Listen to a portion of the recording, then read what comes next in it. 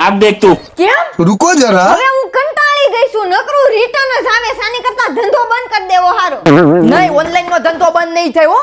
એલા એક રસ્તો છે 90-20 વાળા.